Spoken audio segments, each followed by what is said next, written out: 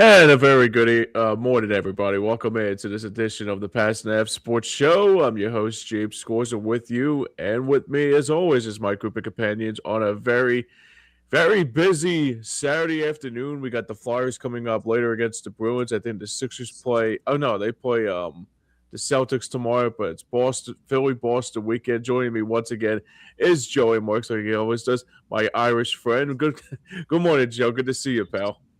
Yeah, this is where I know that we're shipping off to Boston when we're talking about the Irish and St. Patty's Day, but screw those Boston people. We're here to kick ass and take names.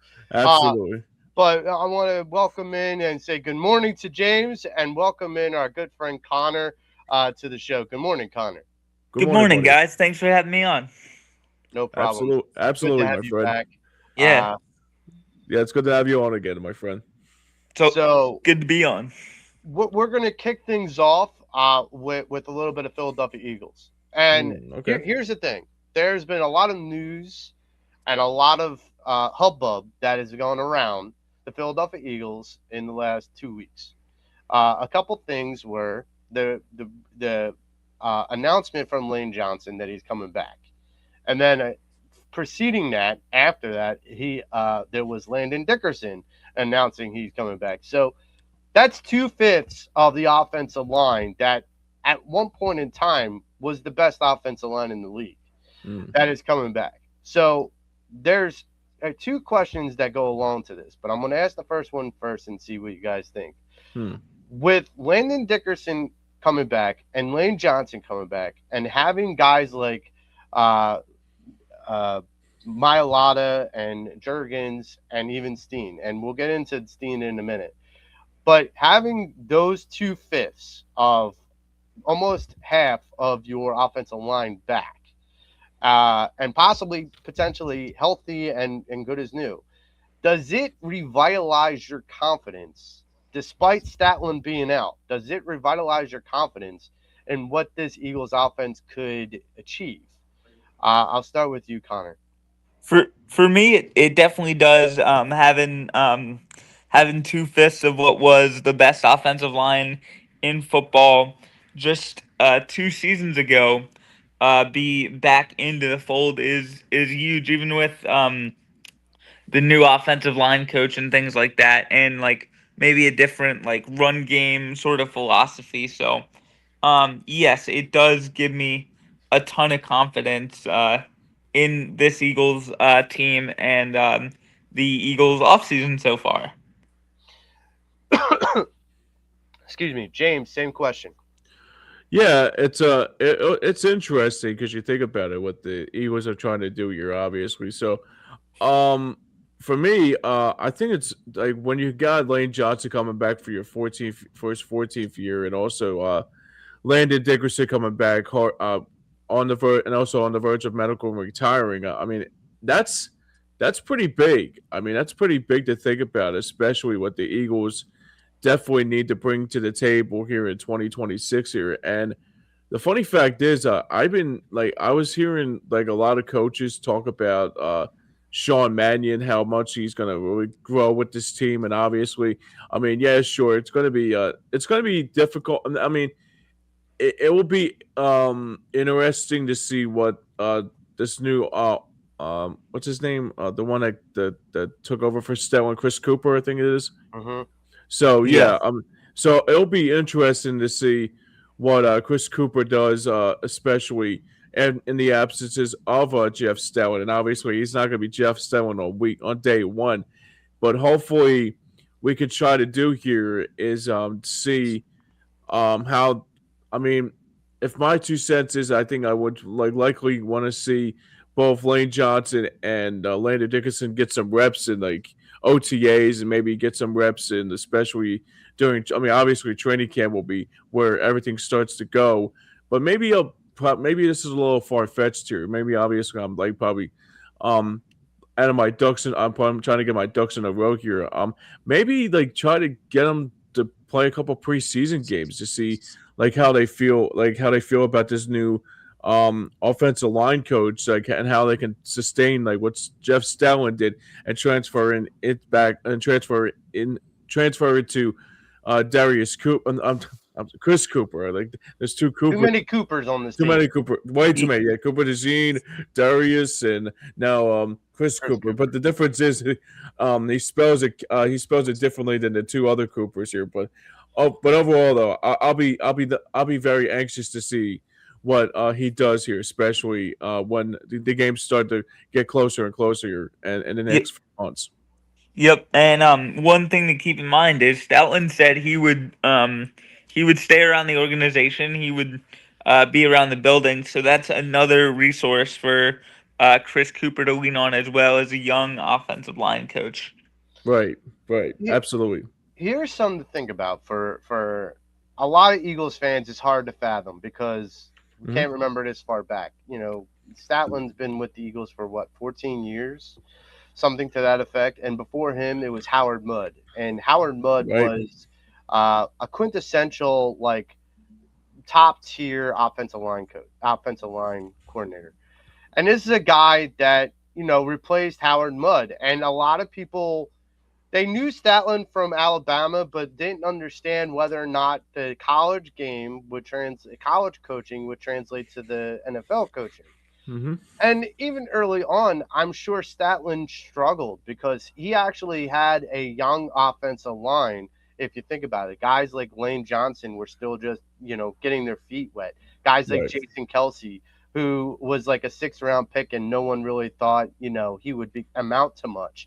And he's on his way to get the golden jacket at some point. Right. He didn't have an easy path to become a good and great offensive line coach. Statland did. But Mhm. I'm going to take an adage from 1980s/90s, and I'm going to switch sports a little. People used to have an adage saying, "Hey, Mike, it's got to be the shoes, man. It's got to be the shoes." Right. Referring to Michael Jordan and the Air Jordans and his phenomenal ability to be able to take off and slam dunk and do all the amazing things Michael Jordan did. It's got to be the shoes, Mike, right? It's got to be the shoes. And they would always ask Michael Jordan. And at the end, Michael Jordan would just come on the screen, his face, and say, "No, it's not the shoes." And Almost. so here's the thing. You got to ask yourself, if Statland's the shoes, but the players are the players, is it the shoes? Like, is it Statland that makes the offensive line, or does the offensive line make themselves? Like, Well, that's going to be the difference. Well, we got a couple comments here, obviously. My buddy Don Parentino checks in. Do we have a backup plan to say, basically, if Lane Johnson goes out again, do we got a backup plan? If maybe Fred Johnson will be an example of that. I appreciate the question there. But we also got somebody coming in, our good friend Chad, our Pittsburgh Steelers fan that always likes to talk to us during Fly Like an Eagle, actually became an uncle again. He says that he actually he said his niece was born yesterday, so congratulations to the family. Hope everybody is well and healthy. And also our good friend Mitchkovsky, aka Mitchkovsky, Mitchie Poo. Mitchie Poo. Well, it is that baseball. It's baseball season right around the corner, so Yeah. obviously. What's up, boss man? Good morning. What's going on, brother? How you doing? All right. So I mean, thanks for everybody for chiming in early on. It's a great chat here early on. So obviously, if like it says on the bottom of the screen here, since we're bringing it up here, is if you're already a member or just a member already, or you're a previous member, or just want to poke the fun of watching our good friends and our ugly mugs here, hit that like and subscribe button on Hardcore Sports Network on Stream Punk Entertainment. So we got a lot to get to, Joe. So Yeah. So I think the other thing that makes is very interesting to think about here too, with the whole Jeff Stoutland thing here too, is that we didn't think Stoutland was going to be something. I mean, this was like a Chip Kelly guy. I mean, going back to 2013, and I'm thinking like, wow, for once, Chip Kelly did something right for a change. So yeah. So I mean, you didn't think Chip Kelly could do very much good, but he actually did with Jeff Stoutland. Like that was the thing. Yeah. But like that. This is why it's difficult, I think, for some Eagles fans to accept the departure of Jeff Stoutland and the acceptance of Chris Cooper. It's just like how Howard Mudd left and Jeff Stoutland came in. We were like, "Yo, Chip, what are you doing? He's cleaning house. What do you expect?" Well, we don't want this dude from Alabama. What are you doing? You're messing up our team. Howard Mudd's a great offensive line coordinator. Yeah, And now we're kind of doing somewhat the similar thing with Jeff Statland. We're like, who's this Chris Cooper dude? Who's this guy? Like we had Jeff Statland. The guy is royalty in this city. And look, all being fair, again, I go back to the Michael Jordan thing, and I'll ask you guys: is it the shoes? Is it the coach that makes the player, or the player that makes the player? Because we still have the players. We still have the players, even though the coach isn't there. We still have the talented players. So, Connor, I'll ask you first. Does the coach make the player, or does the player make the player? This might seem like a bit of a cop-out answer, but I think it's both. Like, I think there are certain things that coaches can do or say that can really help players, but also at the same time, players got to go out and execute the game plan. So I think it's a mix of both. Sorry if that's kind of a cop-out answer, but that's my answer, and I'm sticking to it. James, what do you think? Do you think the coach makes the player, or the player makes the player? I think I'm in the same. When you have players that already are at their apex, sure. And because I understand Connor's point of view, like when you have a coach, they have to be good, and the player is reliant on the coach when they're looking to progress. But when you're at a guy like Lane Johnson, who's already going to be in the Hall of Fame, when you're already at a guy with Jordan Mailata, who's just a beast, and you got Landon Dickerson, who's also a beast, like you have these guys at their apex talent. Could they make a bigger ceiling? Sure, they could. Right. Not a lot. There's not a lot much further they could go. Sure. But that's my question. So, does the coach make the player? These players. I'll be more specific. Does the coach make these players, or do the players make these players? I think it's interesting because you think about it. I mean, I'm in the same. I think I'm in the same boat as Connor. I think it's a little bit of both. I mean, because you think about it, obviously the player, obviously gets better, in this situation with, obviously with the Lane Johnson situation and also with Landon Dickerson. I mean, yeah, sure. I mean, they were not necessarily walk-ons, but look what he did with Mekhi Becton last year. Like how he turned him into a bona fide stud in his first. I mean, to that extent, I say it's more Stellan than the player, but the player is also involved in the same kind of purpose here too. Because I think about it too, is that man, he did so well with players that were unknowns, even I brought up with Becton, and even a Fred Johnson for an example, and even Halapoulivaati Vaitai. We could go back to even. Holy crap! Even Evan Mathis saying his name correctly.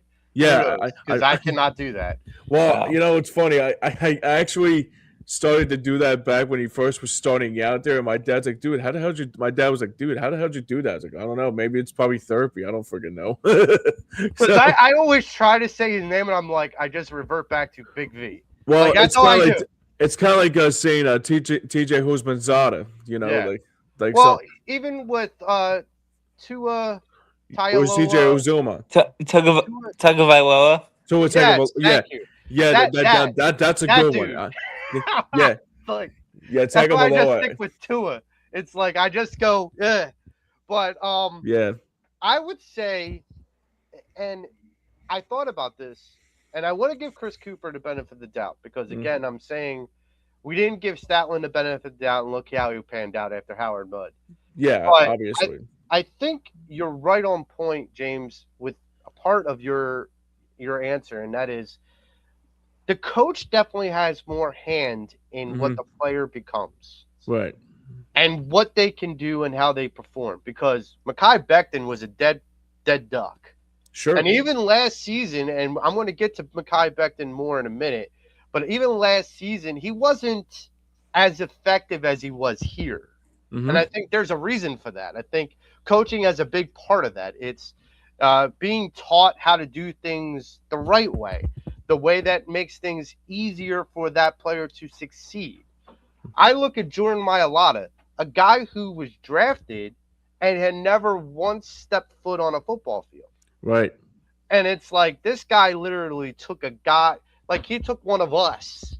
Mm-hmm. A guy who never stepped on the football field professionally, took one of us and was like, okay, I'm going to teach you.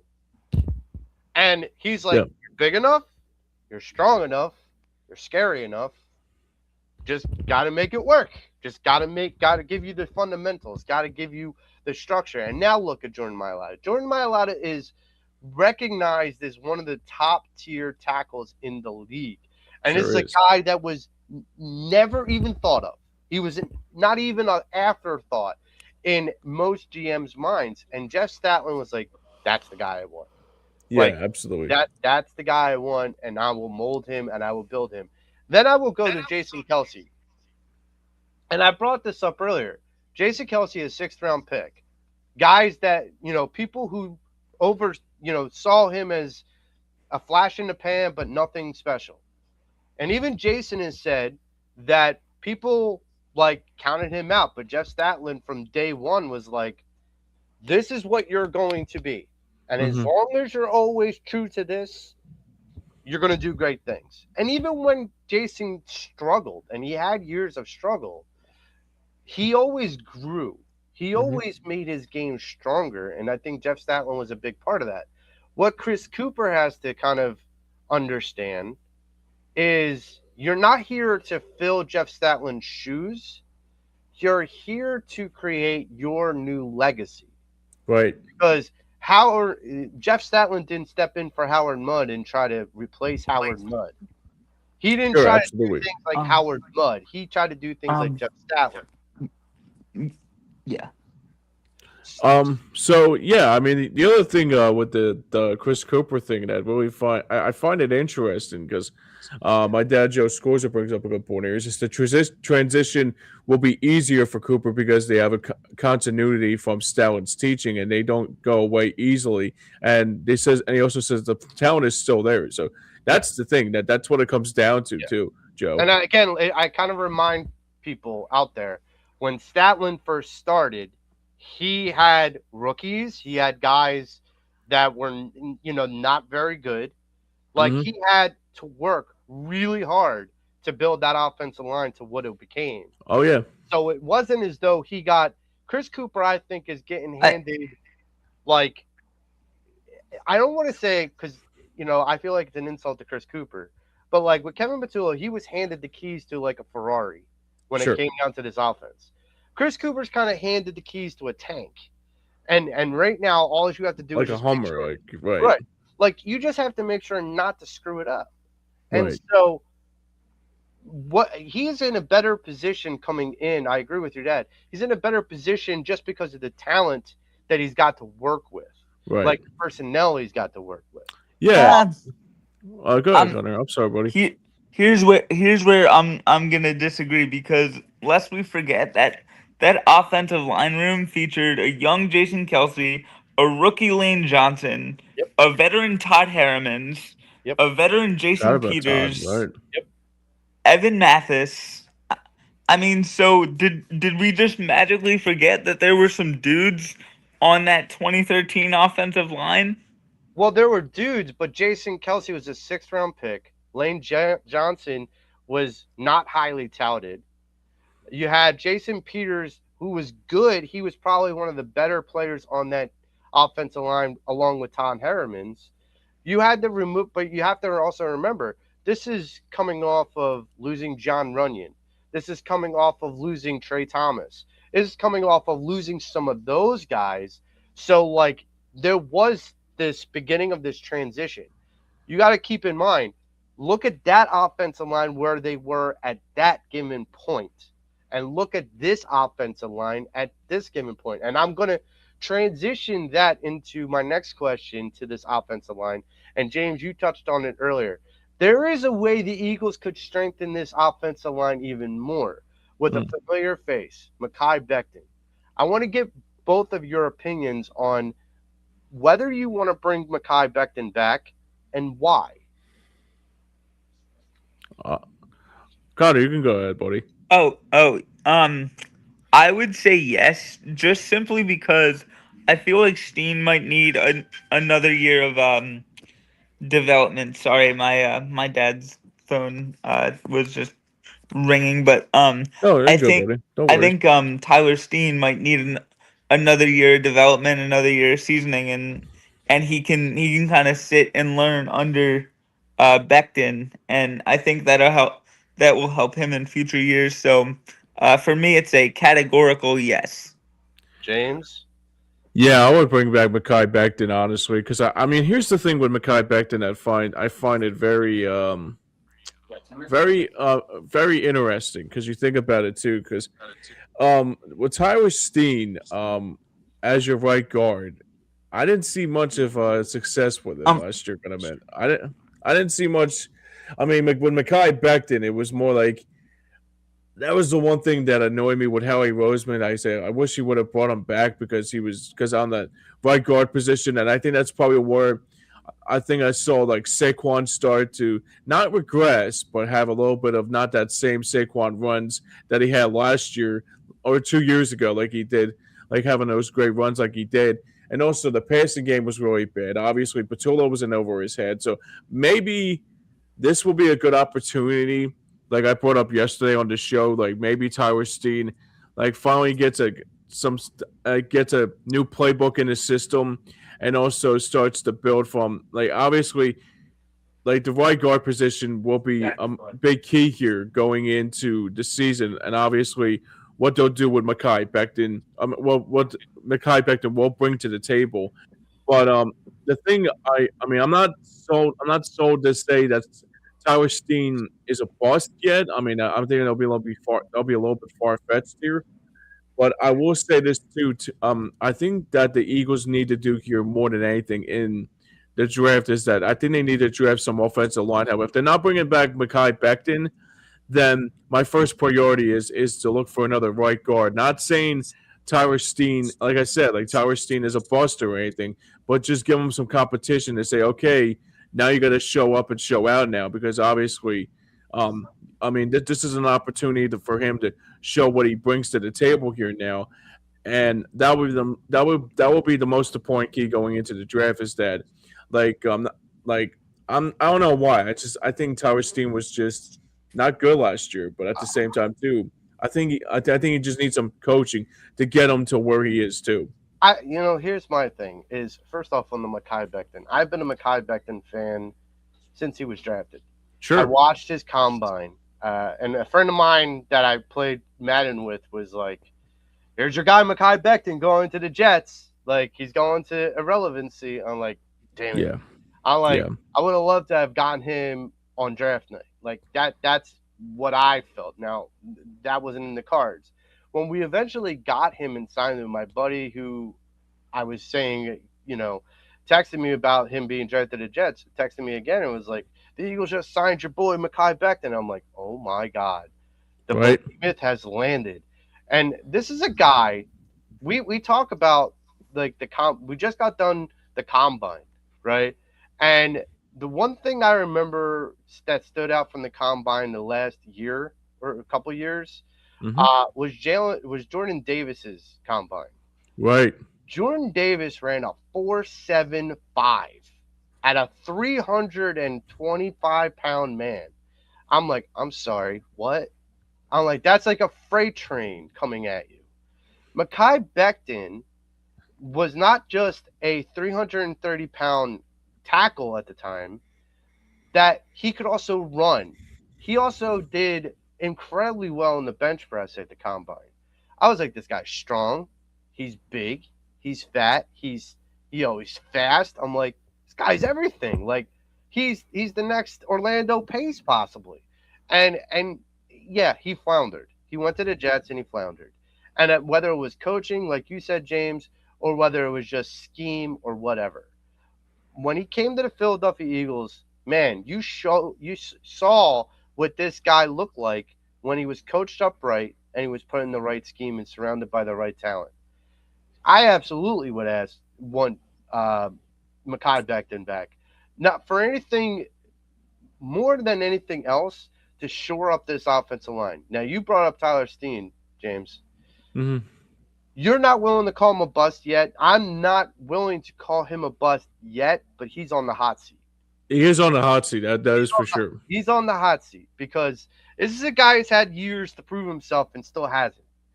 And so for me, it's put up or shut up time. You Well, are for either this guy we thought you were, or you are less than the guy we thought you were? Well, I look at Tyler Steen in this situation that I feel about Bryson Stott with the Phillies. You know, it's just like you have to show me that you have to You're worth show me now what you're you're worth worth. Yeah. Yeah.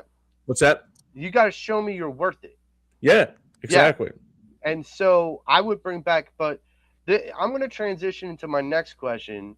And this has to do with a month from now, or a little bit more than a month from now, the NFL draft. The Eagles have a lot of holes.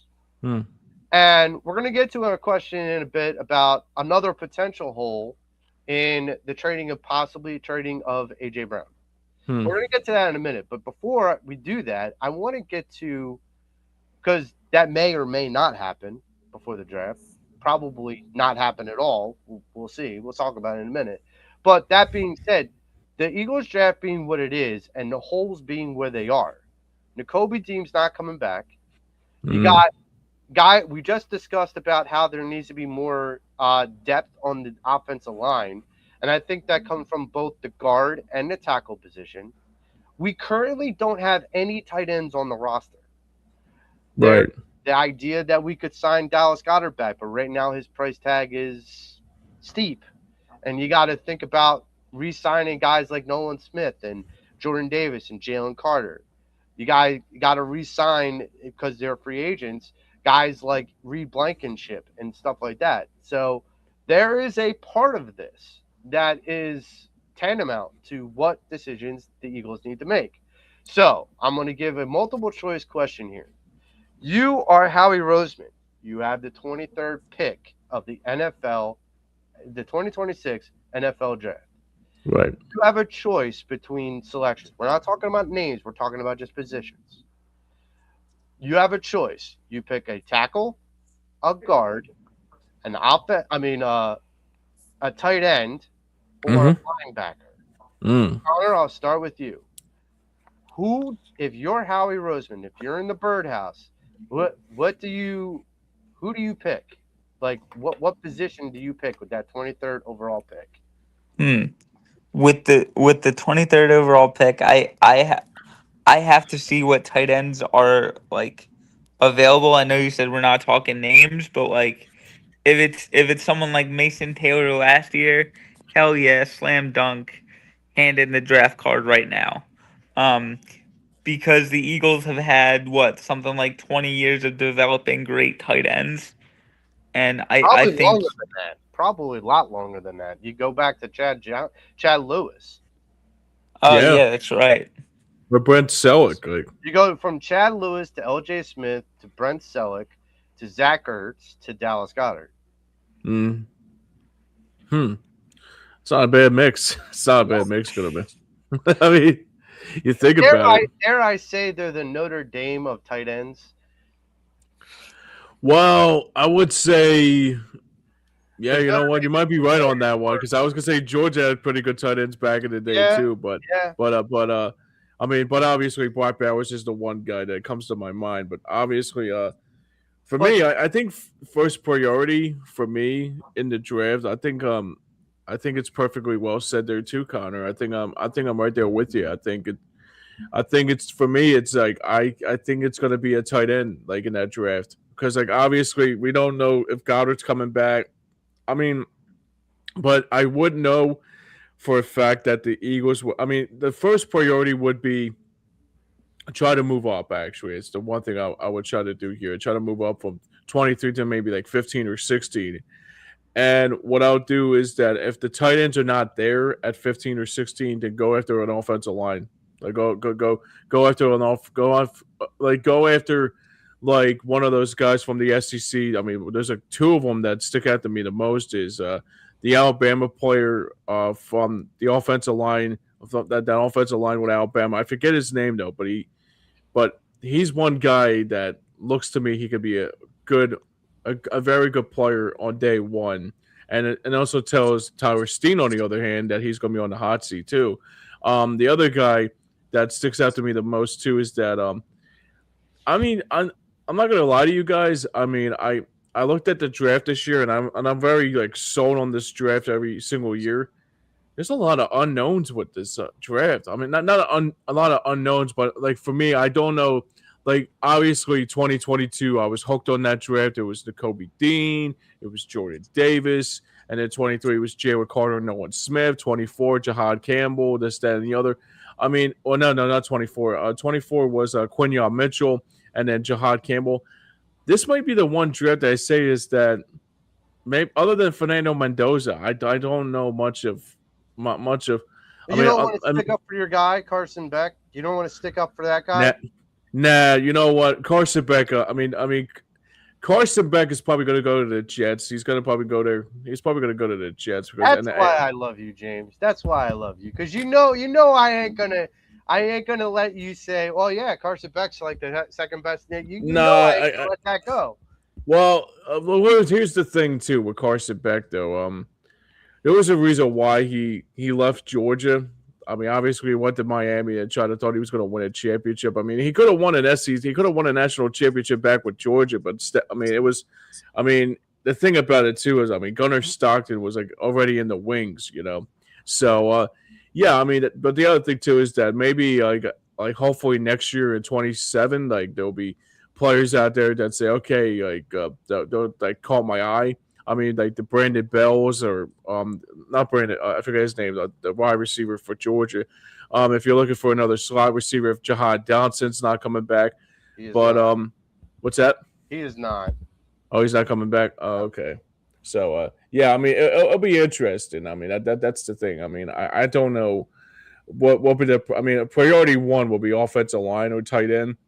Yeah. But I wouldn't be surprised if either one like one of them goes at 23, but I say the Eagles will try to move up a little bit. So I feel like the Eagles, with the 23rd pick in the 2026 NFL draft, I feel like the Philadelphia Eagles are going to draft a tackle. I think they have to. I've been screaming from the rooftops about this for the last 2 years. And I'm not necessarily saying the first round has to be that from the last 2 years, but now it has to be. You know, Lane Johnson is coming back for his 14th season off of a really aggravating Liz Frank, injury. Yeah. Something that could flare back up in the middle of the season, and he could be out. And Connor touched on it earlier. There's not a lot of depth here. We need to start stockpiling some talent.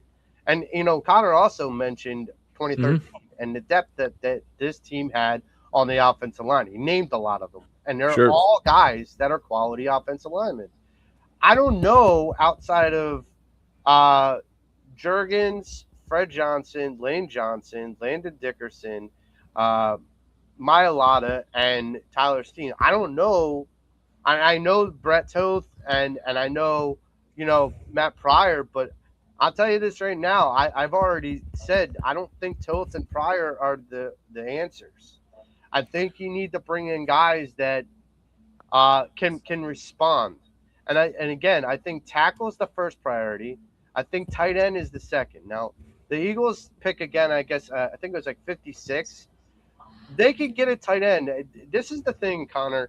You brought up about Mason Taylor. Me and James scrutinized and ridiculed the Eagles last season prior to the draft because that draft was so deep in tight ends. So deep. And they didn't pick one. It's like you could have picked one in the third round and probably still got a quality tight end. They didn't pick one. And now they're stuck in the draft class where there's not a lot of depth at the tight end position. The best priority tight end that they have right now on their board is this dude from Oregon. Right. And, okay, that's great. But, what if that guy gets drafted by another team? Then where does that fall? Do you fall to like a guy from San Diego State? Like where does the drop off happen?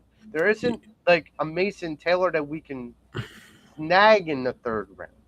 Right. Well, it's interesting, Joe, because you think about it too.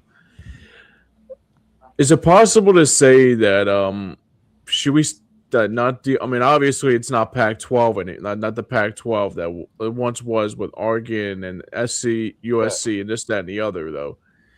But I still don't think. I mean, unless there's like a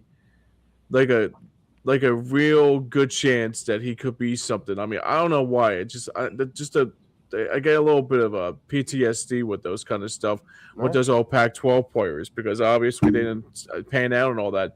You're But I still got think Jalen Rager residual pain. yes, yeah, Jalen Rager, Sega Whiteside, all of it. Yeah, yeah.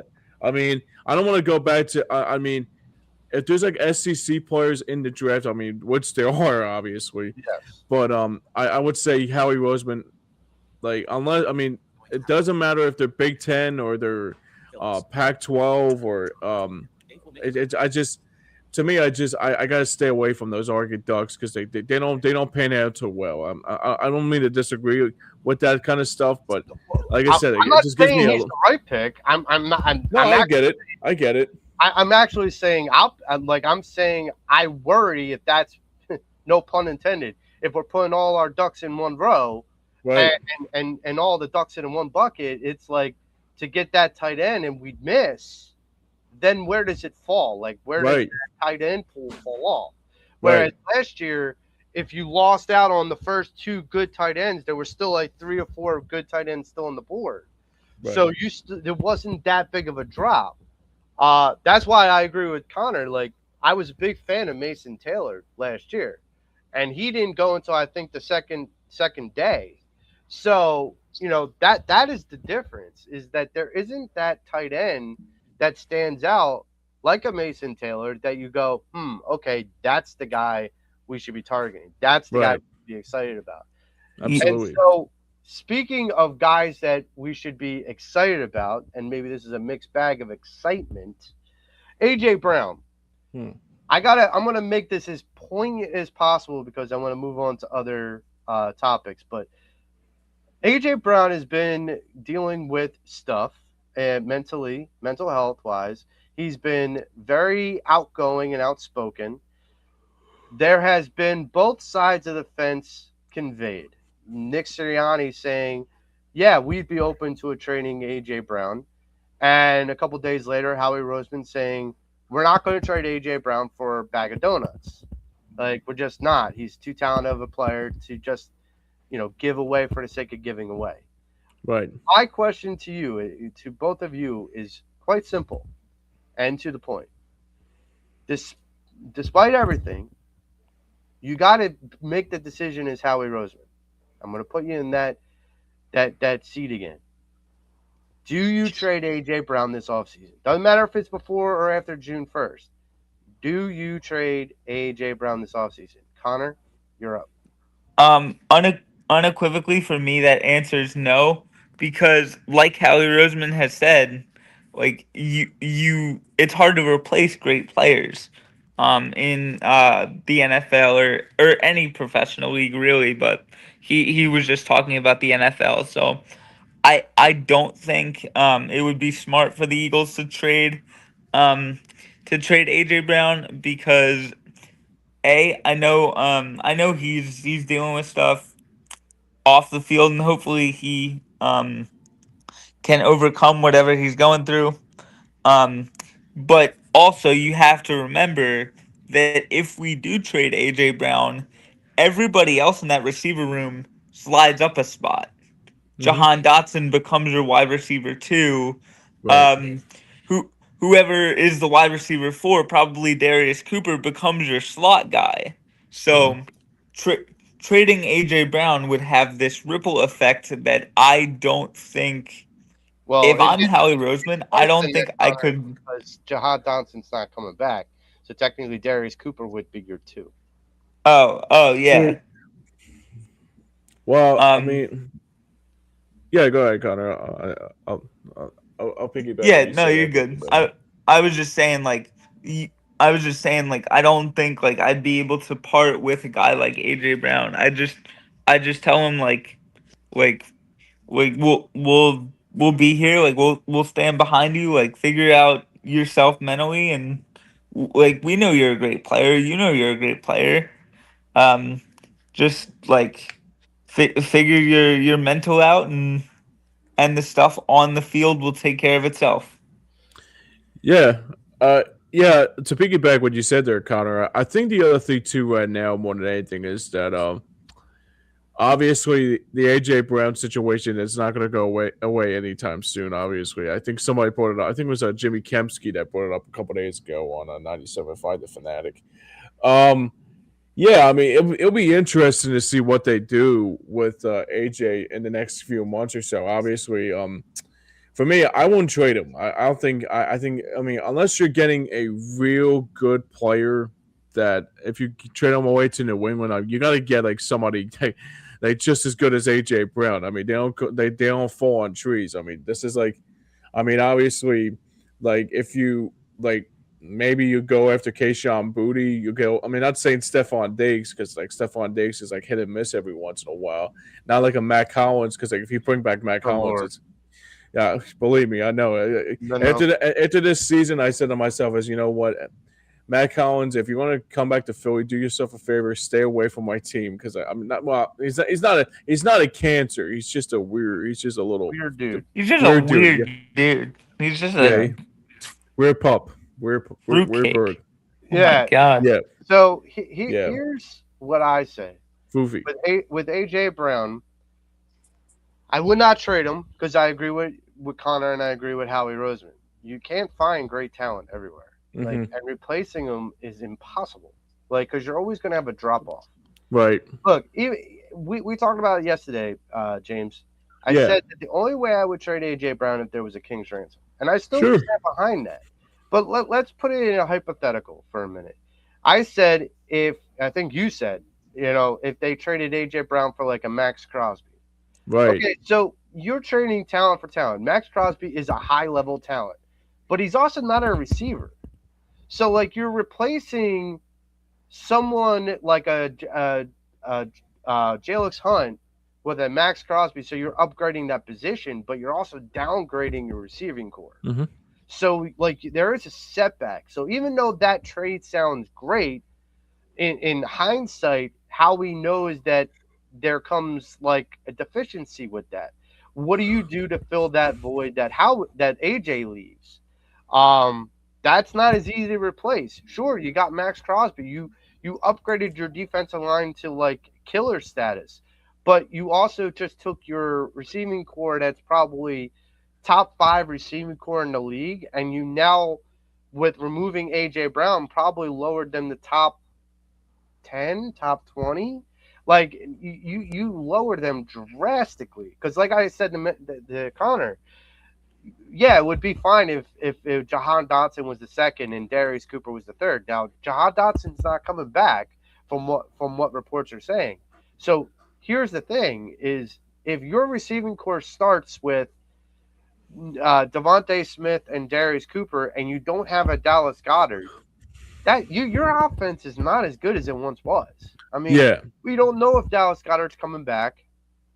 That's a big weapon loss if he doesn't, and that's fine. But then losing A.J. Brown and Dallas Goedert in the same offseason, that would cripple this offense. Yeah, and my dad Joe Scorza brings up another good point here. Trade, you say basically, trading AJ creates two holes here on the one on the field and one with the salary cap because the 46 million in dead money is a huge problem when you need to sign players especially when you need the players to sign the most. I mean, that's the most important thing too. I don't disagree with that. I don't No. disagree with your dad in that way, but I will also say, and I've said this to your dad plenty of times, is Sure. I trust Howie. I don't know how Howie will wave his magic wand and do it, but he did it with Carson, and I didn't think he could. And it's a different period, and I said this to you yesterday. It's a different period. Like Howie had some, he had to take some setbacks when he did that with Carson, and we weren't in prime position for Super Bowl appearance. We're still in prime position for Super Bowl appearance with this current roster. Right. Now, I'm going to ask a real side question that hasn't been mentioned, but we've all brought up about how we are supporting A.J. Brown's mental wellness. Sure. A couple years ago, Lane Johnson stepped away for personal reasons to work on his mental wellness. He was dealing with depression and anxiety. Now, I got to ask, if A.J. Brown went to Eagles brass and said, look, I may miss the beginning of the season. I need to take care of me. Right. I'm taking a leave of absence. I'm not leaving the team. I don't want to release. I don't want to trade. I need to take care of me. Right. As fans, I got to ask, as fans, is this something you guys would support? Just like we supported Lane when he did it. Is it the same You, kind of support, or is it different because he's a receiver? I Connor, I'll I start th- with you. I think it's definitely the same. I mean, humans are humans Right. regardless of job description. So I think I think it would be the same, or it should be the same.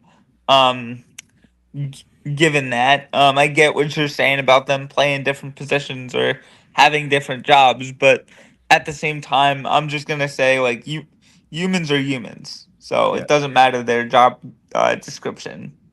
James? Yeah, if he takes a leave of absence just to focus on his mental health, I'm all for that. I would hope the thing that AJ does is that actually, maybe the good thing is too, like the way Lane Johnson took that leave of absence and made him into a better player after that. Yes. Like I think I think this could help him. I think he understands that situation too. Is that like like I brought up yesterday with the mental health thing. I think it's probably the one thing that I don't I would never judge a player to take a leave of absence to focus on his well-being. I mean, if anybody does do that, if anybody says that, he should just like shut up and play football, then that's bullshit. Okay, because like you don't even know what people go through every day. I just hate people trying to tell me that like the sun is that's always like sunny and sunshine and rainbows, but deep down inside there's like days that it's clouds and rain and all that kind of stuff. I mean, we're all human in this. I mean, that's what I was talking about yesterday, and I still agree what I have to say about that kind of stuff is because like that this world is definitely not the same world we live in. Look, I've been recovering from 10 years from my mental health. It's hard to believe it's been 10 years. But if he takes a leave of absence to focus on his well being, I'm all for that. I'm all for that because honestly, it just goes to show that he is going through something and he's trying to like have the right medication and also the right coping strategies to try to avoid another setback. And then look at Brandon Brooks back in the day. You remember, like he came out and admitted he had anxiety. I Yep. mean, that to me shows me that this team is very, very I wouldn't say lethal, but I would say they come together like when those about those situations and they took it on head on and say, yeah, like I go through I mean AJ Brown could talk to Lane Johnson and say, hey, I'm I'm going through this problem right now. How did you cope with that? Like the depression and anxiety. Like ask like good questions about how you can try to talk about that and also be at the same time too have that same brotherhood like you do with your teammates at the same time too. And maybe like group therapy could help. Maybe therapy like therapy like psychiatry could help. I mean, it's just that I'm just glad he is admitting he has this problem and just not admitting. I mean, I'm not even gonna kid you guys. When I hear somebody tell me that, oh yeah, I'm fine, but sometimes they're really not. It's just like it worries me like about stuff like that. But at the same time too, it's just that. But back to the AJ Brown things. I just hope that if he has to take a leave of absence, I am totally all for it, guys. So this is the way I've kind of unpacked it because I really thought about this question since we talked about it yesterday on Fly Like an Eagle. Um, I'd be all for the leave of absence because here's the thing. Absolutely. My opinion is you got to take care of you. And there's Hmm. something that Connor said it's very like it's not said enough. He's human. Like we're not all machines. So I think sometimes society expects us to be hardened and tough and tougher. The word soft gets thrown away around a lot lately because if you have mental wellness issues, you're soft. Or if you have to take a mental wellness day, you're soft. You're not tough enough to deal with certain things, you're soft. And for me, it's like that's not necessarily true. you are stronger if you own your problem. If you give ownership and license to your problem, you're stronger for it, not weaker. There were Hmm. people in my life that are of the older generation, my father, my brother, a couple other people that dealt with depression, anxiety, panic attacks, stuff like that. And they just never owned it because owning it meant you were weak. And that's not true. Owning it means that you're gaining license and strength, agency to what ails you. And you're trying to not let it beat you. You are trying to defeat it. You are trying Right. to control it. You are trying to overcome it. And if AJ Brown needs time to figure this out, then I think that's fair. And I think it's more than fair. And I'll go one step further. I don't know if they still do it because I don't have sight, so I don't know. But I remember in the NFL for a long time that there would be a select amount of players that after each game from both sides would go to midfield, take a knee, and say a prayer. That doesn't make you soft because you believe in a higher power. It doesn't make you some less of a man because you go and take a knee with your brethren and you say a prayer. Here's the difference. I think that you take that one step further. I think that guys like Lane Johnson, guys like Brandon Brooks, guys that are other guys that are in that locker room that maybe haven't owned it yet, that they go through struggles. People criticize and scrutinize Jalen Hurts. Who knows Hmm. what's going on with him? He could sit there and, like you just said, James. He says everything's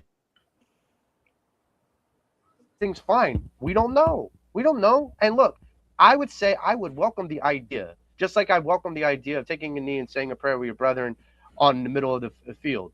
I would be okay if they did, like, even if it was weekly or monthly or whatever.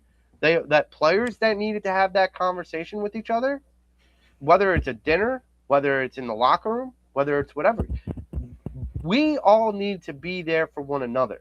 Right. Because, as Connor said earlier, we're all human. And Right. we have to remember that first and foremost. Now, that being said, we're going to transition to a team that needs to play probably superhuman in order to impress some of the fans in this city, and that's the Philadelphia Phillies. Hmm. So here's my question. So Dave Dombrowski and Bryce Harper have been at this War Words since October, November. My question to you guys is, do you believe that what Dave Dombrowski said about Bryce Harper and how Bryce Harper's taking it will skyrocket Bryce Harper's I guess uh what his the stuff that he's going to do on the field, like his Yeah, efficiency, his play. yeah, like his play, his success. Like, do you see Bryce Harper being an MVP candidate this year because of what Dave Dombrowski did? Connor, I'll start with you.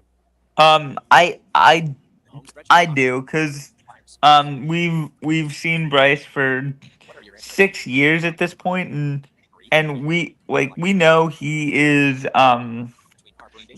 he's always best when he plays with a little bit of an edge, like a little bit of a cockiness, a little flamboyance.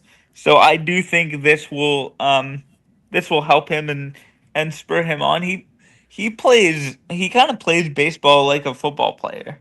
Hmm. James, I'll So ask you the same question.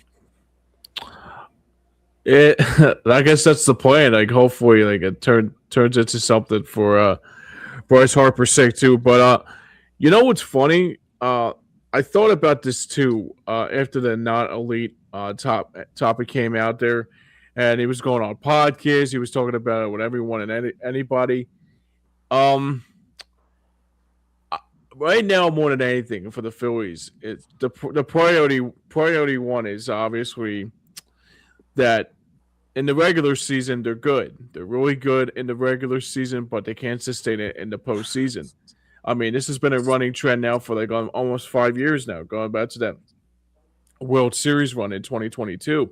So for me, I would hope that Harper comes out on opening day. Not saying this is anything like far fetched or anything, but he has to come out here and really rip the cover off the ball. You know, kind of like what Schwarber did last year. Like I want to see. I mean, this is probably going back to when he was with the Nationals in 2013, and he let. I mean, I was watching that game very closely because the Phillies were really struggling, and I remember watching the game between the Nationals and the Marlins, and it was Bryce Harper hitting a leadoff home run right out of the gate. It was just like, wow, okay, this guy is really good. I mean, that's what I want to see out of Harper. I want to see him become MV3 of 2021, you know, into 2026 now. It's been 5 years now. It's been 5 years since that Bedlam at the bank now. Like, it's been 5 years since that last World Series run. Now, I mean, obviously 5 years could be an instant, but the one thing I worry about, though, more than anything, that really bothers me about it is that he's playing in that World Baseball Classic, and I'm thinking, okay, didn't work well with Joel Embiid in the Olympics a few years back, so why you think Bryce Harper will be like coming out of it, even though with an injury-prone type of history that he has with all those sustained injuries? I mean, if I mean, obviously, like if he comes out like on March the 26th and he says, okay, Dabrowski doesn't think I'm elite anymore. Got to show me it now. But at the same time, too, it's just I want to see. I mean, I want to see Bryce Harper really come out like gangbusters in the first couple games or so. Maybe it's a little far fetched here, but I mean, you got to show me. You have to show me you're worth it. I mean, because at this point, I mean, I know I got a lot of bad heat with the Trey Turner thing here, but I mean, kudos to Austin Hamill during the morning show this week with Mitch Kovsky. Said that he had one of his best seasons. And I said, you know what? Maybe I can hold off on the Trey Turner thing just a little bit. Mhm. But the Harper thing, to me, if he is really trying to, I mean, if he really blows his opportunity, there might be a possibility at the end of the 2026 season. Obviously, who knows what the season is going to be like after 26 because of that Yeah. lockout being looming there. But yeah, you got to come out and you got to come out. You got to show me you're worth it. I mean, that's the thing. I mean, Schwarber shows you you're worth it. I mean, like that's your top of your lineup. It's like it's Schwarber, Turner, and Harper. That's going to be your, or no, Turner, Schwarber, and Harper are 1, 2, 3 in your batting lineup. I mean, other than that, for four, it's unknown at this point. But right now, I mean, I want Harper. I mean, the Harper thing for me, he has to have MV3 type of feel for this team, like he did in 23. Was it not in 23? Like he did in 21, and like when his early years with the Nationals too. So I want to see that kind of firepower coming up in the next few weeks or so when the season starts to loom here in the next month. You know, here's the thing with him playing in the World Baseball Classic and Mm-hmm. with the expectations of this, you know, we want this Phillies team to go to the World Series. We want them to make a long run. Sure. If he plays in the World Baseball Classic and they do make that long run, you're talking about Bryce Harper's lifespan over 200, close to 200 games. I know. Like that sounds crazy. It does. Now I get it. He's not going to play all of those. I get all that, but you brought up earlier the wear and tear. Like he's older. He's older than he was in 21. My Yep. question is, much like Joel Embiid, does he still have any gas left in the tank? And That's like the question. that's the $1 million. That's a $300 million question. Does he still have any gas left in the tank to get himself there? Do I think that Bryce Harper can? I think it's in the realm of possibility. I absolutely do. I think this is a guy that if he takes care of his body and he does the right things and he gets out of his own way, then yeah, I think he can absolutely do that. I want him. It's weird. I think sometimes when you play pissed off, you play better. Sometimes Yeah. some people do. Some people play better pissed off. So guess what? I will piss you off every goddamn other week, Bryce Harper, if it makes you play better. Yeah. So, Dave Dombrowski, People call him a fool, and I'm not saying he didn't do foolish things in this offseason. But sometimes you got to put a message out there in order to change the landscape, and in order to change the narrative. Right now, if he came out after that postseason exit, and he would have turned to everyone and said, "Oh yeah, I think Bryce Harper's still good. I think he's still like one of the top 10 players in this league." Right. People would have called him a liar. Right. But because he said the opposite, people are like, "Well, you're throwing Bryce Harper under the bus." No, the one thing Dave Dombrowski He was honest. he was honest. And I'll be honest, there are people out there that just aren't. And I get it. It's a pivoting move. Right. But with Dave Dombrowski, this pivoting move, they're locked into this contract with Bryce. He ain't going anywhere. Okay. Right. So what do you do with a malcontent? You challenge the malcontent to be better. And you challenge them to do better. And like that's the difference. I think Dave Dombrowski was trying to do that and has been trying to do that with not just Bryce Harper, but with other people.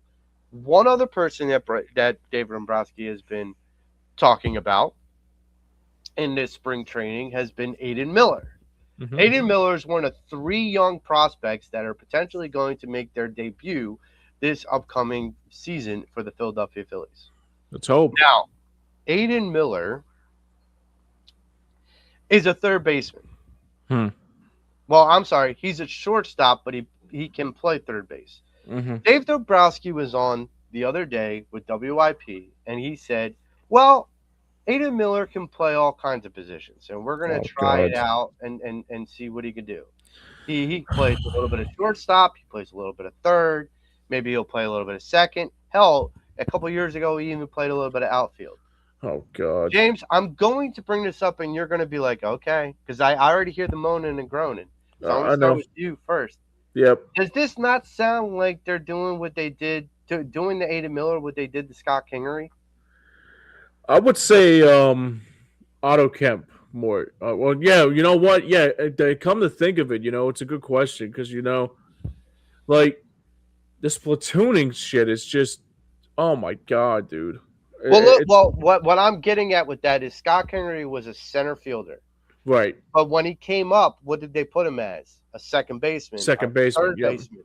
They put him in the infield, which he's rarely ever played. And then they put him at shortstop. And then he was failing because he had never played those positions consistently enough. There's a reason why people, like, it's comfortable to switch positions. But if we're going to switch positions for Aiden Miller, then why is Trey Turner why is he excused from it? I was just gonna say that. Like why the hell is Trey Turner not getting an assumption? Like Aiden Miller, to me, they're gonna run him. They're gonna run him like wild, like they did with Scott Kingery. They did it with Otto Kemp. They did it with all of them.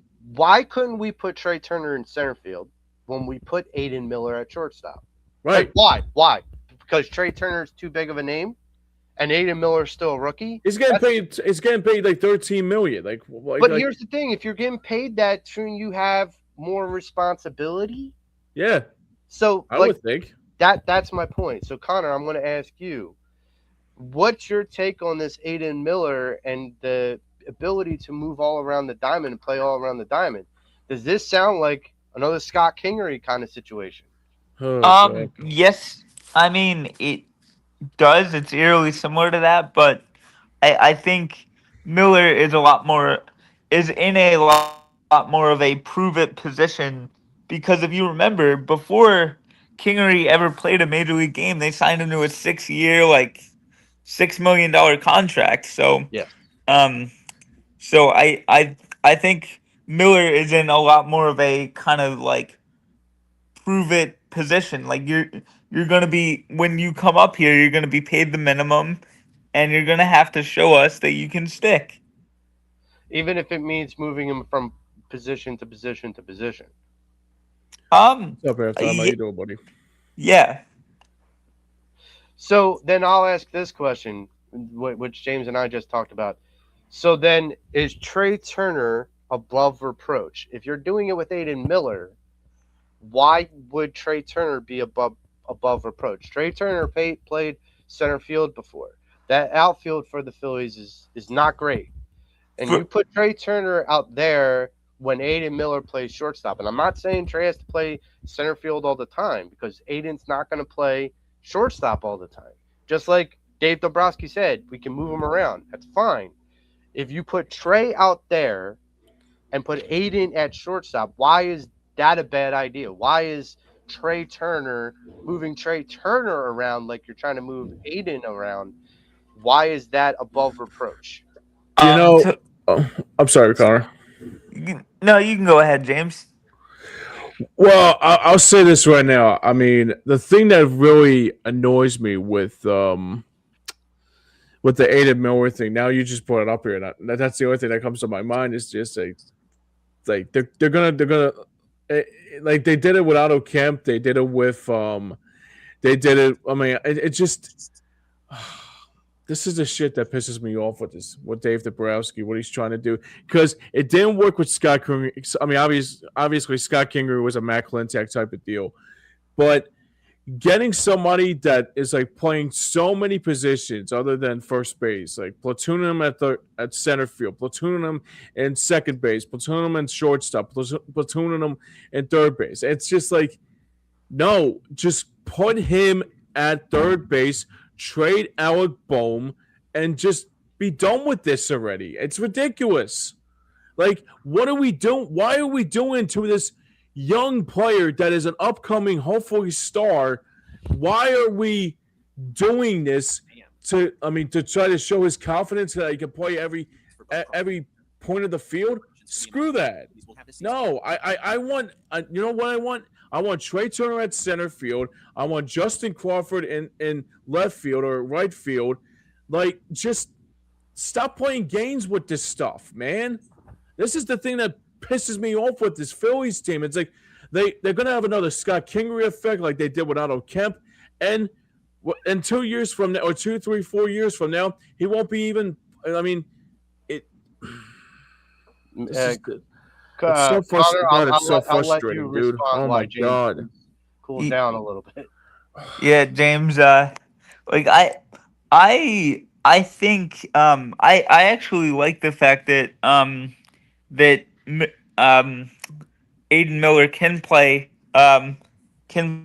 multiple positions and he can do different things because I feel like that gives you so much like positional flexibility. Like you can do like a lot of really interesting things with your defensive positioning. I hope Okay, that's the so plan. I mean, look, if he can play so many positions, I'm all for that. But it's going to kill his confidence, though. I'm not going to lie to you. this is where I would push. This is where I would push back. The reason why Scott Kingery could never get his footing was because he never knew what position he was playing from day to day. Right. And your angles when you play third, like when Alec Baum plays third, he plays third. And so he understands the angles, the sight lines, all of that. Trey Turner, he plays shortstop. He knows all the angles. So Aiden Miller is not better than Trey Turner if he can play all these because he can play all these different positions and memorize all the sight lines and the ways to, deal with certain defensive setups. Like, that's the difference is when you play different positions, it's difficult to deal with. It's difficult to handle. That's why I asked the question, okay, if we're going to be okay with moving Aiden Miller all around and we're doing what's best for the team, then why is someone like Trey Turner, who's also on the team, why is he beyond reproach for moving him to a position he's played before in center field and improving the outfield? Like, that's the part that I kind of push back on. It's like, if you're going to move this kid around, then it shouldn't be just the kid that gets moved around. It should be other players that make the team better. Yeah, and I'm thinking the reason and Philly halftime just brought up a great point. Like Turner said he didn't want to be moved from shortstop. So tough shit. You do what's best for the team. Right. That's my point. Who runs the clubhouse, the player or the manager? Like You know, that's the difference. I'm telling you right now, man. With You the Trey can't Turner just thing, say you want to win as a team and yet say, I'm just not playing center field and take my ball and glove and go home. And it's like, but wait a minute, Aiden Miller, who's a 20-something, you're going to expect him to come in and play 5 different positions just because Trey Turner wants to be a baby? Like you know, that's the difference. you know what? This is a perfect example of of like Dave Dabrowski and Trey Turner. The one thing I really am bothered by, I mean, it's been 3 years since like Trey Turner has been relevant. I mean, obviously last year was a so-called good year for him, but the thing the thing that makes it even more annoying with Trey Turner is like you're right about this, Joe. It's just like basically like Trey Turner said basically refused to not go to like to go in the outfield. It's just like, well, it's best for the team at this point. I mean, the thing that I'm really not putting annoys you me, out there for 85 games. I'm not right? putting You know you what I out there. mean? Like, go out there for 14, 15 games 45, right now. maybe 45 games. Yeah, Hopeful. like I mean, or just something. simple. Right, but let's see how this works. Like, there's a 162 game season. You get to experiment with all these things. You're experimenting with Aiden Miller. Like, if you're You're sitting gonna there confuse him before he comes out on the field. well, here's the thing. You're going to take this young mind and train him how to be a second baseman for 1 week. Then you're going to train this young mind, and he just got down everything that he's supposed to get down for second base. And then Right. you're going to, okay, we're going to move you to third base now. Now we're going to train you on third base. Now he's got second base in his mind. Now he's got third base in his mind. The And hell you is this? get Like a confused. friggin' exam? But here's the thing. When you have a guy like Aiden Miller, can he pick it up and throw it down? I'm not questioning that. Who knows? But I'm not questioning that. But what I do know is what Trey Turner is capable of. And look, if you want to sit there and go, I'm a star, so I get to say what's what. I'm a star. You're not a star. Like But Rich Kotite all over again. that this is the part of it that Christ. and Connor, I want to be clear, like I'm not saying that back to you as though you're standing on that stance like Philly halftime, like you're standing on that stance all by yourself. A lot of people, this is what Trey Turner is saying. So I'm responding to Trey Turner's comment about this is all where I'm going to play. It's like I've said this in the beginning of the beginning of the offseason. I said this outfield is crap. It The is. way that you can easily make this less crappy is with the people you already have on your roster. Right. You have Bryce Harper, who's a right fielder. You have Trey Turner, who's a center fielder. You put those two out there with someone like Justin Crawford, Marsh, and then you pick up a first baseman. And God knows we could have picked up Pete Alonso, and that would have been a hell of a replacement. Or we could have had a reunion with Reese Hoskins. Put one of them at first base. Then all of a sudden you have Justin Crawford, Marsh in the outfield. You have Otto Kemp, Aiden Miller. You have Bryson Stott, and you have Alec Baum in the infield with whoever you put at first base. Right. It's not hard. You make it harder than it is because these stars like Bryce Harper and Trey Turner dictate what the manager should do. No. I'm if you're the manager, you're the boss. I don't care how much you get paid. You don't want to do what's best for the team? Then come out and say that. Like when I bench you for not doing and going to the position I tell you to, then I will explain to the media, and then you can respond that you didn't want to go there because you're Bryce Harper or you're Trey Turner, and you didn't want to do what's best for the team. Okay, And that's fine. and the difference between Bryce Harper and Trey Turner is when Bryce Harper was asked to play first base, he was like, "Yep, sure, whatever you need. I just want to win." But he doesn't want to go back to the outfield. Like that's the difference. Is like all of a sudden the attitude has changed, and I'm not sure why. And I get. Here's the thing: if in a perfect world, in a perfect world, this could have been a much better team if they just would get their egos out of the way. Right. Because Trey Turner, okay, yes or no, Connor, would Trey Turner moving to center field make this outfield better? Yes. Okay, There you go. that's There it. you go. I don't need to make Enough any said. more. I don't need to plead any more of a case other than that. That's it. That's the mic drop. So you need to understand that. So moving into other rookies that are coming up this current season, one which I'm looking forward to because I'm hearing really good things out of spring training. Andrew Painter and Justin Crawford. Believe it or not, actually, I'm hearing good things from both players in spring training. So I want to get both of your impressions on what your expectations are for both Painter and Crawford. James, I'll start with you first. Oh boy. So let me start with the Andrew Painter thing at this point here.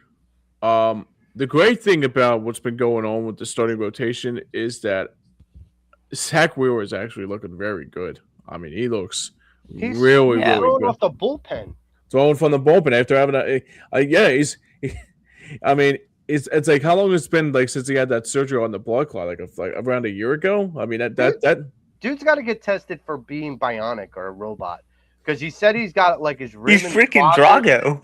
Look, yeah, right. Break you, like he's got his rib in the closet, and he's back already. He's like, oh yo, Bryce, you think you're king shit? Coming back from UTC, guess what? Thoracic outlet syndrome, bitch. Like, took a rib out. Like, did you take a rib out? Do you have part of your elbow in like a jar somewhere in your closet? No. They took a rib out. I have a rib. You know what's funny? It reminds me of that what was it? Ted. When Joe McHale left, kept Louis Armstrong. Was it Lance Armstrong's that left felt testicle? Yeah. But like he had a bronze. Yeah. That's the thing is. So James, I'll let you get back to this. But that is amazing that Zach is throwing bullpen already. Yeah, absolutely. That guy's got to get tested. I mean, you don't have to test him for PEDs, but still, yeah, you know, go ahead. Yeah, so back to the Andrew Painter thing. The good news is that we'll probably see what he does tomorrow. It'll be a little bit of an experience for him to see what he does tomorrow in the starting rotation. But right now, I feel very confident now that like with Zach Wheeler back. I mean, we could probably finally say it that not Andrew Painter, but Taijuan Walker finally will move to the bullpen and will stay there into the bullpen. Yeah, right. A huge sigh of relief, right? Ooh, Open my eyes with a sigh of relief, like him would say. Yeah. I mean, I changed my outlook on Andrew Painter because of the Zach Wheeler thing. Because I said, okay, if Zach Wheeler is still having setbacks from the block, I said, okay, like obviously now your rotation is looking very good. Hopefully, around opening day. So Zach Wheeler will be coming back very, very soon. Christopher Sanchez, we all know what he does. And then Luzardo. And then the 4 and 5 is Aaron Nola and Andrew Painter. I'm all for that. And I think these are my two hot takes for Painter and Crawford. I think Painter has the talent to be a 15 to 20 game winner in the big leagues. And I love that. Wow. I love that. Now you're talking, dude. I think Justin Crawford has the talent to be a 290 to 300 hitter in the big leagues as well. Good Sweet. Lord, wow. My love language over here. Wow, I didn't think that, man. Hey, look, I'll tell you this right now. I'll say this right now. You heard it here first. Yeah, you heard that here first, boys. You heard that here, boys and girls. Yeah. I mean, you know what the best thing about it is too about this whole situation is that that's Zach Wheeler news. I mean, I can talk about that for days about that stuff, especially with the rib, like ripping the rib out and all. So there's 9 yards about that.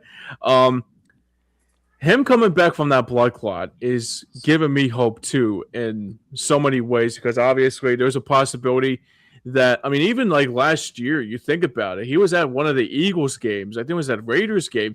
And I'm thinking, like, wait a minute, this guy, wasn't this guy just had a blood clot? And he looks like he just came back out of it. Like, what better arms? What better possibility? I mean, he looks, I got to tell you right now, I've seen his, John Clark puts it up every once in a while when when he does his bullpen sessions, and he looks really good, guys. Yeah. So here's my opinion of both Crawford and Painter. Oh, I forgot about the Crawford thing. I'm sorry, Yeah. Joe. This is where I'm going to go with Crawford and Painter. I'm going to touch on Zach in a minute. So JT Realmuto caught Andrew Painter a couple days ago. And JT Realmuto has caught a lot of good pitchers, including Zach Wheeler. Yeah, he did.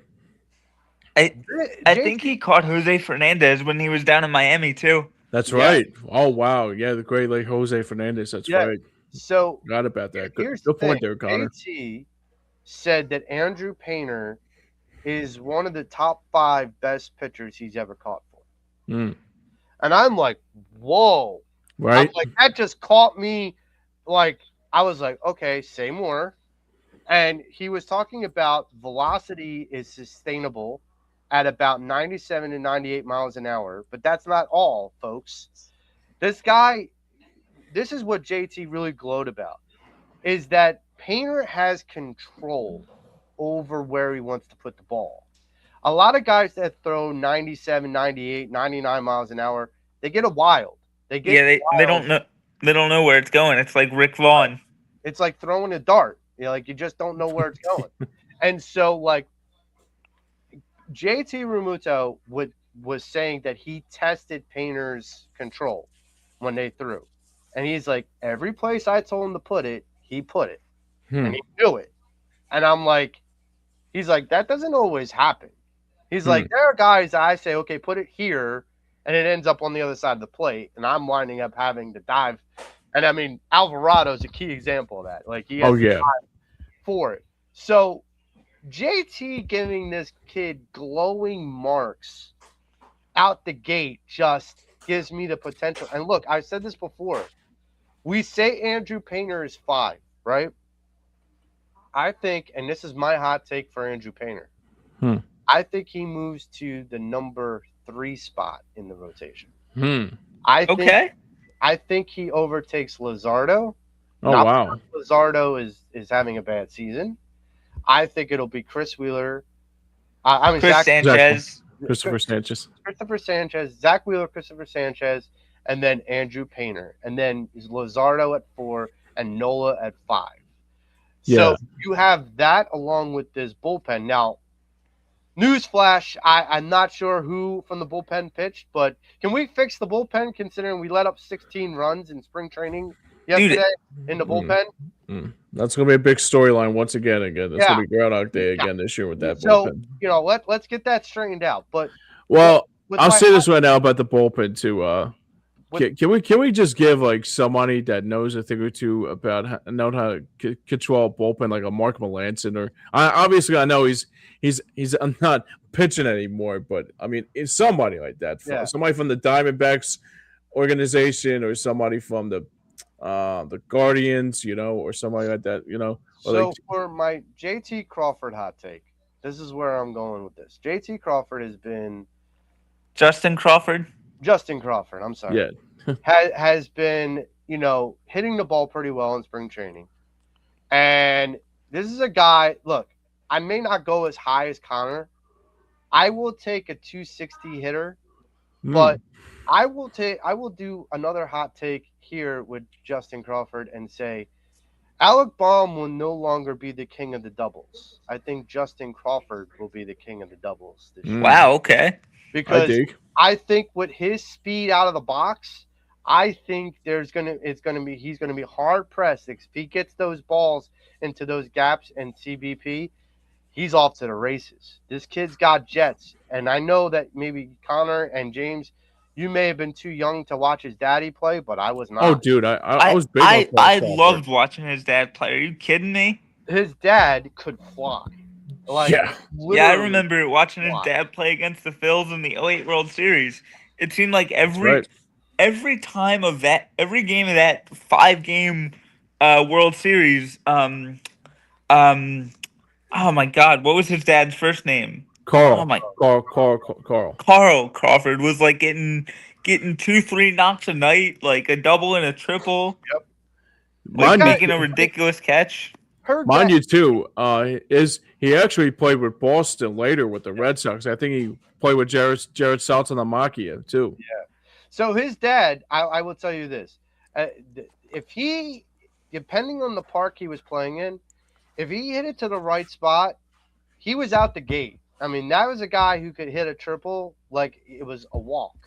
And then the idea that at one point in time, he almost had an inside the park home run when it was a ball that was just, it went to the wall, but it wasn't like one of those tricky little gap walls. There you He go. he just Right. flew out the gate. Now to get to my Zach Wheeler thing, I'm I I'm am on a going to YouTube go show. and say I don't know if you call it a hot take.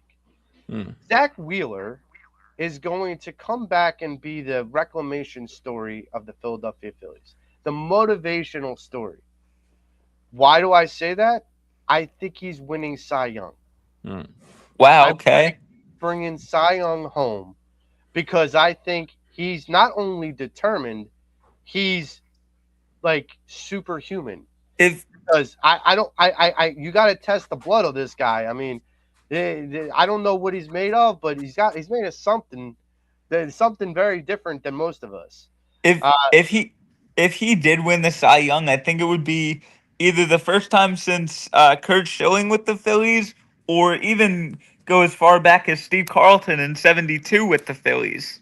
did Cole not win one? Did Cole Hamels not win one? No, I The, don't think so. Okay. He the Cy definitely should Young. have.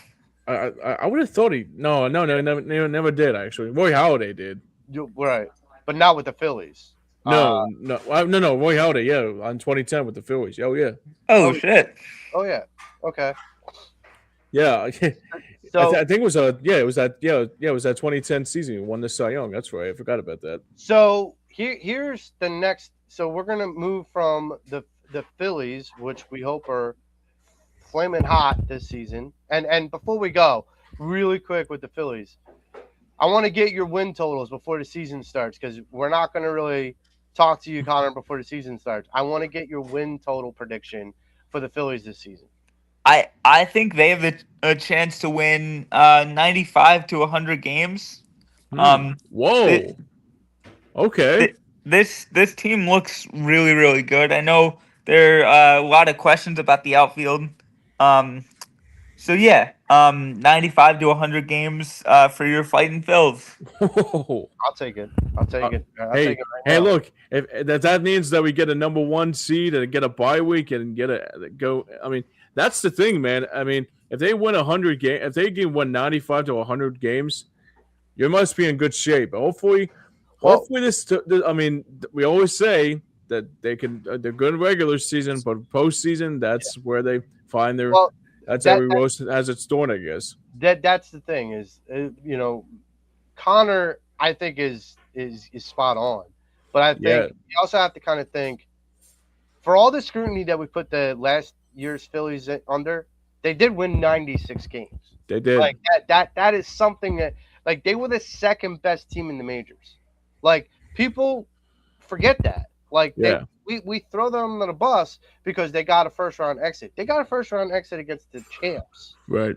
which, by the way, boat raced every other team that they faced in the playoffs. So they didn't boat race us. They literally had a war with us. Their manager had to get cute with his bullpen and put all starters out there because he didn't trust his bullpen against us. And there was a reason, because he knew if he put his bullpen in, we were going to scorch him. Right. And that was the difference. That was the main difference. But speaking of scorching, we're going to turn to the ice and the Flyers. Now, on this channel and on Stream Punk Entertainment, you can find me and James as This Week in Flyers Hockey. Yeah. Great show. Been on it. Yep. Absolutely, brother. So we're gonna talk a little bit about the Flyers. we're going to talk a little bit with the home stretch of the hockey season coming. We're right into the thick of it. As we had JJ on a couple weeks ago, he said it's going to go real fast. After the Olympic break, it's going to go real fast. March is going to feel like a game every other night kind of thing, or every night. Here's my question to you guys. With the home stretch, you need to, Connor, you're gonna take the pledge or not. It's gonna be your choice. With Austin and me and James, we've planted the flag. Whether we win or lose that planted flag, we planted the flag for the Flyers. We think they're going to make the playoffs. We're supporting and backing this team up. We have faith that this team can make it. Now, I'm going to ask you, with the home stretch, are you planting your flag behind the Flyers and they will make the playoffs? I am, and like reason why you got these young kids, like they're learning how to win, and once they figure it out, and they're starting to figure it out now, it's so exciting. I do think the Flyers will make the playoffs, and getting into another question that was in the topic sheet. How confident do I feel that Dan Vladar will hold up the rest of the year? I feel very confident in Danny V that he will hold up the rest of the year. You know, it's interesting because JJ brought it up when we talked to him that Dan Villard prior to the Olympics had exceeded the amount of games he's played in a season, like it's his career high, and we still have a 26 games. Well, not now, but when we talked to JJ, we still had 26 games to play. Now, here's what I would say: Dan Villard has proven to me that this is a guy that I could put faith and stock in as my starting goaltender, more so than I have in a long time. And I will say this: I think Danny V will kind of hold up, but I just think in some ways we need to still give him those breaks that are deserved, especially in this really rigorous home stretch. I mean, you know, Sam Harrison had a pretty good outing against the Rangers the other night, and that makes me feel relieved. I mean, when the Rangers went up 2-0, I was like, oh boy. Here we go again. I was like, okay.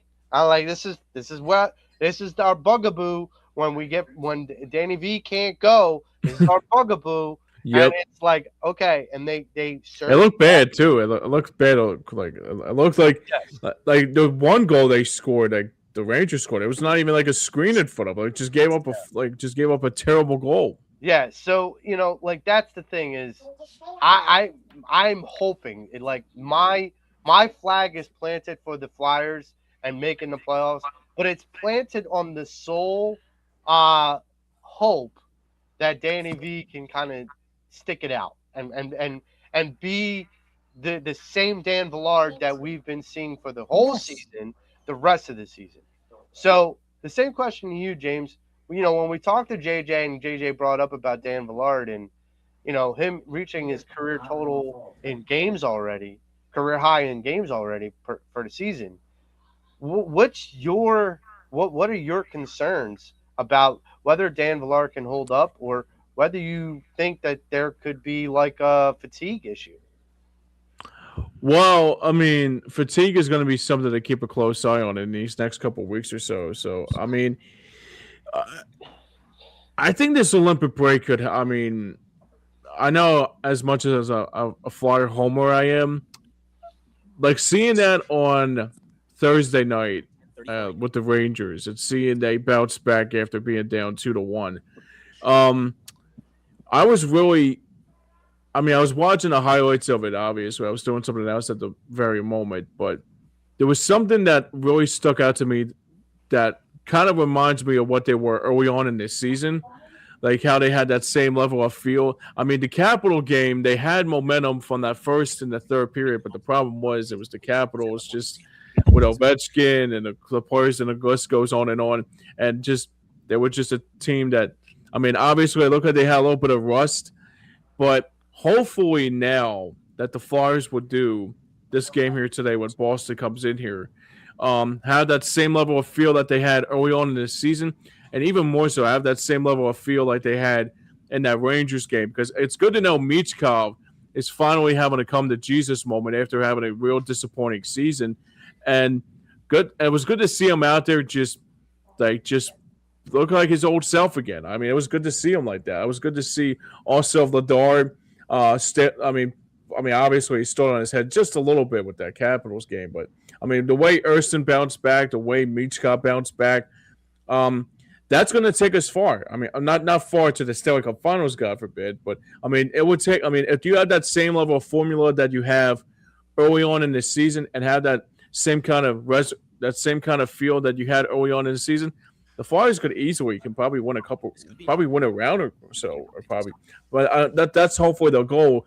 But also the other goal is that these next 25 to 24 games, whatever that is, it's going to be a sprint. It's going to be definitely going to be a sprint, and even more so, like even JJ brought up on our interview, was like, yeah, it's like game after game after game. I mean, obviously, if you miss one game, forget it. Like you miss probably a good game. That's what happened on Thursday. I missed a good game because I'm thinking, okay, the Rangers, it was like 2-0. I'm thinking, okay, they're gonna probably get shut out like by the Rangers, and then they bounce back. I'm thinking like, oh, okay, so maybe it gives us a little bit of momentum going into this game here today against Boston. So hopefully, the mood swings a little bit too.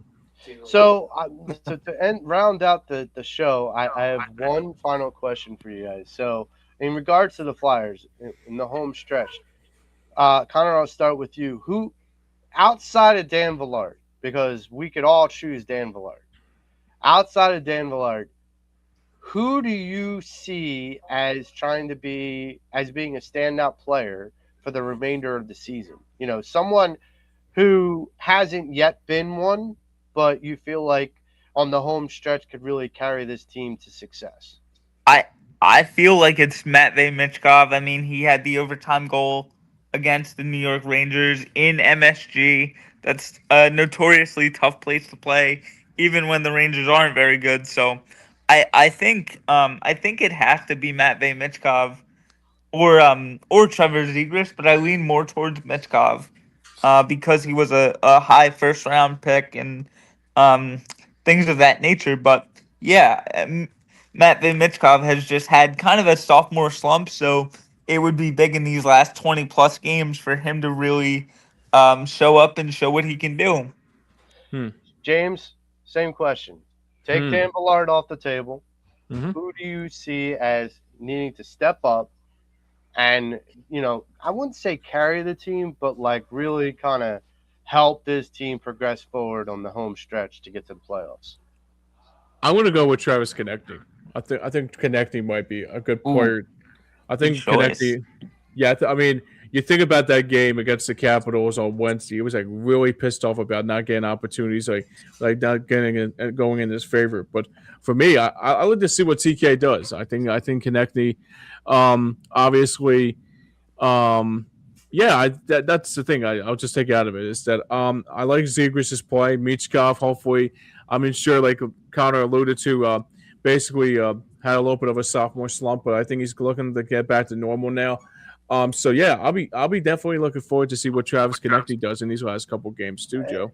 FYI, on the Caps game, Travis Konechny, he came off the ice. He was disappointed. He destroyed everything that he was wearing, from stick to his helmet to everything. Yeah, and JJ's like, I think Travis is upset. I think he's upset.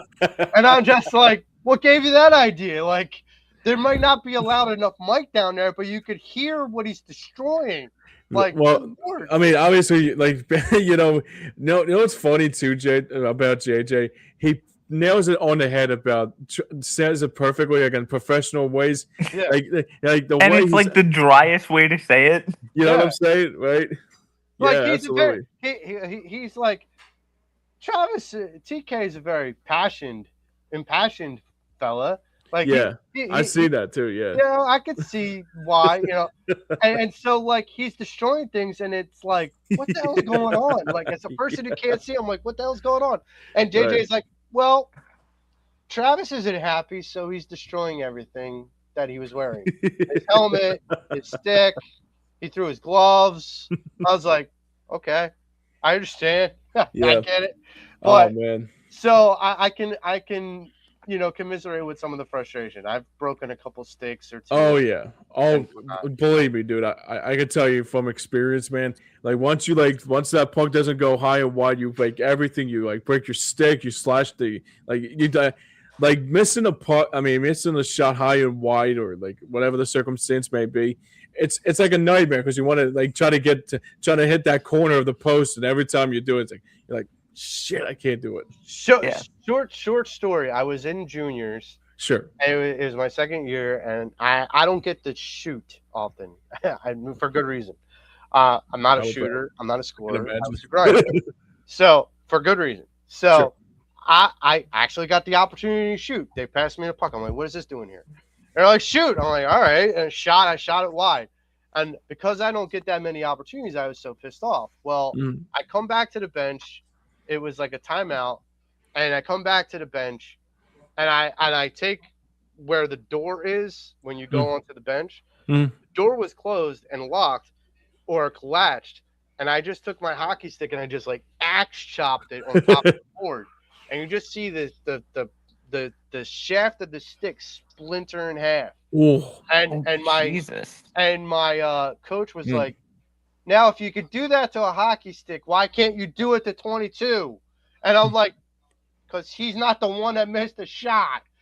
So he's like, well, make him miss a shot, hit him that hard. And I'm like, okay, give me another hockey stick and I'll figure it out. So Definitely a wardrobe malfunction, like Eddie yeah, Olshey would say. for sure. I mean, the thing splintered in half. I was like, Oh wow. yeah, Um, it's funny. I think it was like one time I was like shooting like a hockey. I was like I actually back in the day there was like I used to use tennis balls because obviously if you shoot a yeah, puck and Grace Ferry, forget about it. Somebody's gonna call the cops on you about trying to break their window with a hockey puck, God forbid. But I was so pissed off one time. My neighbor actually saw it too. May she rest in peace. I actually the stick actually broke, and my neighbor was like, "Are you sure you're okay out there?" I was like, "Yeah, just heat of the moment." Damn yes. hockey's This damn guy. hockey, damn high and wide flyers, flyers high and wide shit. Well, even Scotty Hartnell is like, it's always the equipment's fault. You got to remember, Yeah, it's always the exactly. equipment's fault. You know what's funny? I always visualize when Never a puck between goes ears. No, right, right.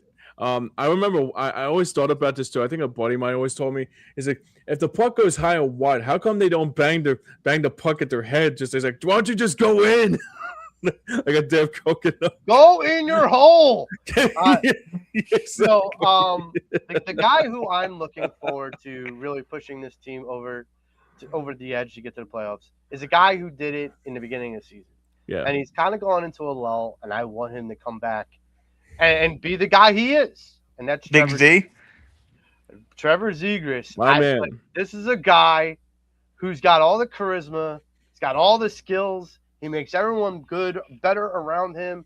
I need that guy. I need the Jason Kidd of the Philadelphia Ooh, good Flyers to one. come back and be the guy I know he can be, because good Lord, he sets up people for pretty stuff and he makes guys look completely better than they are.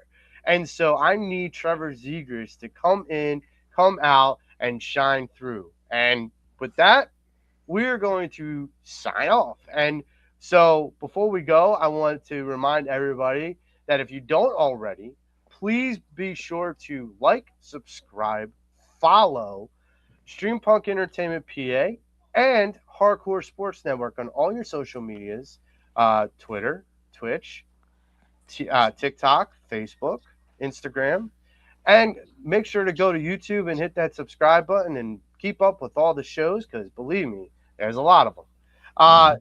So I want to first say thank you for Connor for coming on and being our guest. Of Uh, course. It's Thanks, Connor. Appreciate it, brother. Of always course, great. guys. James, thank you once again for being a great producer and My for pleasure, dude. the show. And for all of you for joining us and commenting and listening in. My name is Joe Marks. That's James Cordia. That's Connor. We are the Pattison Ave Sports Show. And everyone have a good, safe weekend. It's going to be nice out. Where the winter is almost over. Yeah, So winter, for all thank of us, God. Happy Saturday, everybody. for all of us, to all of you, have a good weekend, and we are out. Good night and good Yep. hockey.